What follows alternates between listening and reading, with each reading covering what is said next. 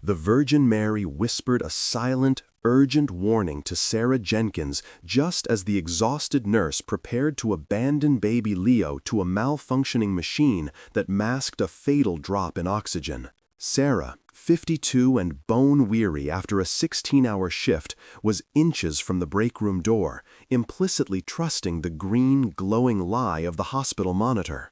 She had minutes to intervene before the fragile infant succumbed to silent respiratory failure.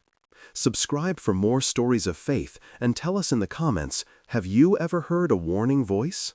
The shift had been a brutal 16-hour marathon. Sarah's feet throbbed, and at 52, the exhaustion felt heavy and suffocating.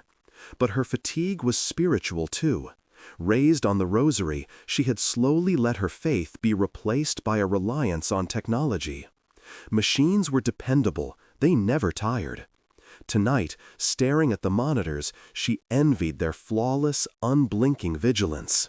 It was 3 a.m., the hour of deepest shadows and lowest human reserves. Sarah had just completed her final, crucial rounds before her relief arrived. She moved through the ward, performing the ritualistic dance of scanning status bars and checking digital readouts. Heart rate steady, blood pressure normative, oxygen saturation strong. She allowed the perfection of the data, the glowing green validation lights, to soothe the deep anxiety gnawing at her.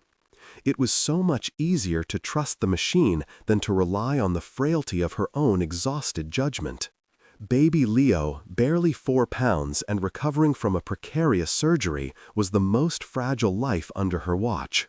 Sarah paused longer at his incubator, her gaze sweeping over the complicated network of tubes and sensors. The pulse oximeter clipped to his tiny foot flashed the number 98%, perfect saturation. She performed the physical check quickly, a cursory glance at his color, a movement of habit rather than true assessment. Her mind already fixated on the promise of the break room. She needed coffee, silence, and 5 minutes off her feet. She turned and began the slow, weary walk toward the double doors, convinced the ward was stable. She had done her duty. The data was clear. She pushed the door open, the promise of cold, stale air conditioning, a siren song calling her away from the monitors. The moment her hand touched the metal handle, a sense of profound, reckless relief washed over her, the kind of relief that often precedes disaster. She had surrendered her final measure of vigilance to the machine. Just as Sarah's tired shoulder passed through the threshold of the break room, the harsh fluorescent lights of the corridor suddenly seemed to soften, bathed in an ethereal, warm glow that had no physical source. The air, typically smelling of disinfectant and recycled oxygen, was instantly pierced by the unmistakable, delicate fragrance of blooming lilies, a scent utterly alien to the sterile environment.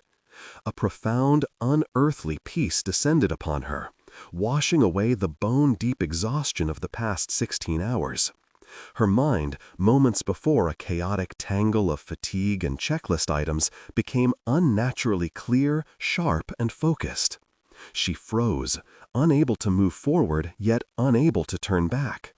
The gentle, radiant glow intensified at the periphery of her vision, soft blue and white hues coalescing behind her. There was no sound of footsteps, no alarm bell, but the sudden, absolute certainty that she was not alone settled into her spirit. Then she heard it. It was not an external sound vibrating her eardrum, but a whisper delivered directly into the core of her consciousness. Maternal, soothing, yet imbued with an absolute urgency. It was the unmistakable voice of the Virgin Mary. "Sarah, check that little one again. Do not trust the lights." The voice was softer than a feather, yet it struck her with the force of a thunderclap. It was a voice she had only heard in the silent prayers of her childhood. A voice that carried the weight of ages and the deep, protective love of motherhood. Sarah's heart leaped, not in fear, but in awe. She instinctively knew that little one was baby Leo. She knew the lights were the green indicators that had just promised her safety. Ignoring the rational protests of her fatigued mind, "It's just exhaustion. You're hallucinating. The monitors are fine." Sarah pivoted instantly. The sense of peace was replaced by a galvanized determination. She didn't hesitate. The divine command superseded 16 years of clinical training and technological reliance. She rushed back across the floor toward Leo's incubator, the scent of lilies trailing her. As she approached, the green light on the pulse oximeter continued its rhythmic, reassuring flash. 98, 98, 97, perfect. The machine was shouting its lie, but Sarah's eyes, now guided by the clarity granted by the Holy Mother, were seeking truth beyond the data. She leaned into the incubator, ignoring the monitor completely, and looked at the infant's tiny face. The baby was sleeping peacefully, but there was a subtle, almost imperceptible discoloration. A faint, slate-blue shadow around the lips and under the fragile nail beds. A sign of cyanosis, the devastating indicator of severe hypoxia. The oxygen saturation was plummeting toward critical levels, yet the sensor, jostled slightly and malfunctioning, stubbornly insisted everything was safe. Baby Leo was suffocating, silently, under the watchful eye of a liar. The delay of even 2 more minutes would have meant irreversible brain damage, or worse. Sarah's hands, no longer tired, moved with the swift, precise certainty of a divine mission. The moment of grace had saved them both. Sarah didn't waste a millisecond questioning the impossible reading. The machine screamed 98, but the faint, maternal warning still echoed in her soul, and the blue tint of baby Leo's lips shouted the truth. She ripped the faulty sensor from the baby's foot, ignoring the sudden high-pitched chirp of the disconnected machine. She grabbed the manual resuscitation bag and the supplemental oxygen line, her training overriding the shock of the miraculous intervention. Working with the speed and cold focus of pure adrenaline, she initiated emergency airway clearance, swiftly suctioning the tiny passages, which were partially obstructed by a sudden surge of post-operative fluid the baby's immature system couldn't handle. Simultaneously, she increased the flow of oxygen, gently bagging the infant to force fresh air into his struggling lungs. The silence that followed the disconnection of the monitor was deafening, broken only by Sarah's quick, focused breaths and the soft whoosh of the oxygen mask being pressed against baby Leo's face. She watched the color return, the slate blue receding, replaced by the soft, healthy pink of a life being pulled back from the brink. It took only 30 agonizing seconds for the baby's vital signs to stabilize and for his chest to rise and fall with a reassuring regularity. "Code 3, Leo's room," Sarah shouted, her voice breaking the unnatural stillness of the night. Doctors and respiratory therapists materialized instantly, swarming the bedside. Sarah quickly relayed her actions.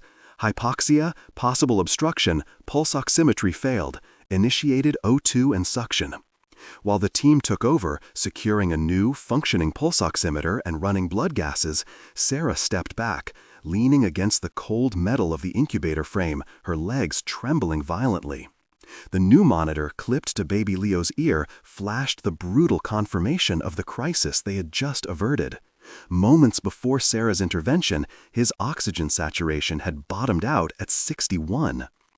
The attending physician, Dr. Chen, reviewed the technical logs, his face etched with disbelief. The machine was registering high saturation the entire time? It's completely fried. Sarah, if you had walked away, if you had trusted the readout for another 5 minutes— He didn't need to finish the sentence. Every person in the room understood that the baby would have suffered a fatal arrest or catastrophic brain injury.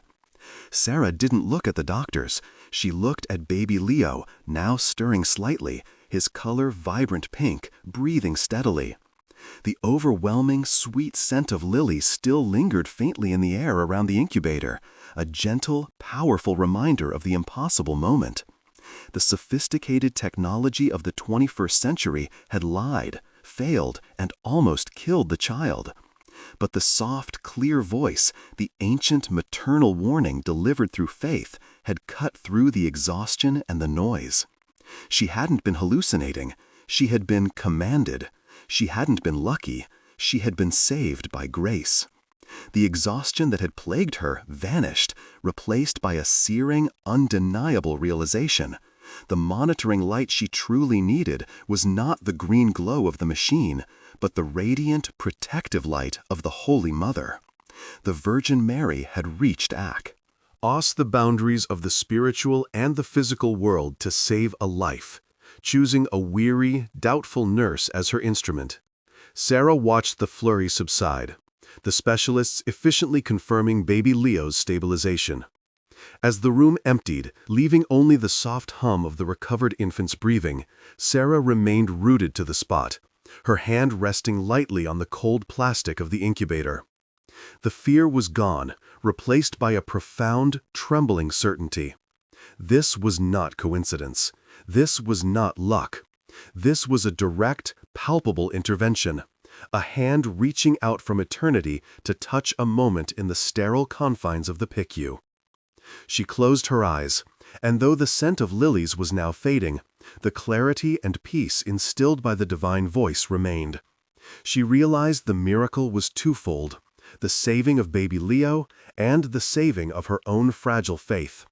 She had been so exhausted, so reliant on the material world, the blinking lights, the digital readouts, that she had allowed her spiritual vigilance to atrophy.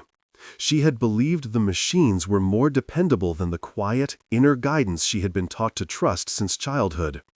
The Virgin Mary hadn't just saved a baby. She had redeemed Sarah's calling.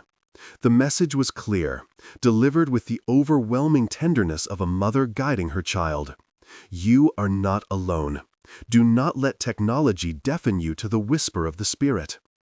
The exhaustion she had felt moments ago was the exhaustion of trying to carry the burden of life and death entirely on her own strength. Now she felt a renewal, a deep, restorative energy flowing through her, reminding her that when human strength failed, divine support was absolute.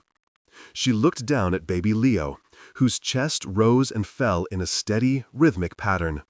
She saw not just a patient, but a vessel of grace, a physical testament to the unbreakable covenant between heaven and earth. The crisis had stripped away her doubt and revealed the truth.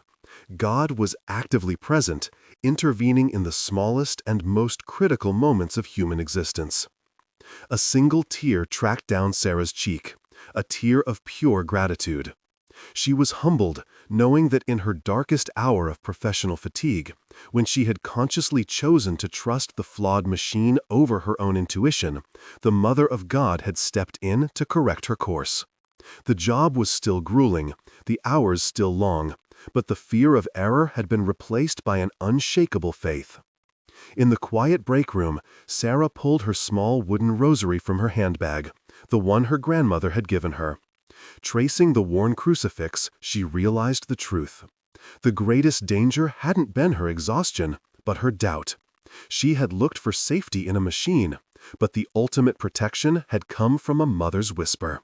The Holy Mother had intervened directly, proving that divine vigilance never sleeps, even when the world's most advanced technology fails. If this story of divine intervention touched your heart and strengthened your belief in the vigilant presence of the Virgin Mary, please like and subscribe for more true stories of faith and miracles. Share this video with someone who needs a reminder that they are never truly alone, and that a miracle might be waiting just beyond the threshold of their doubt.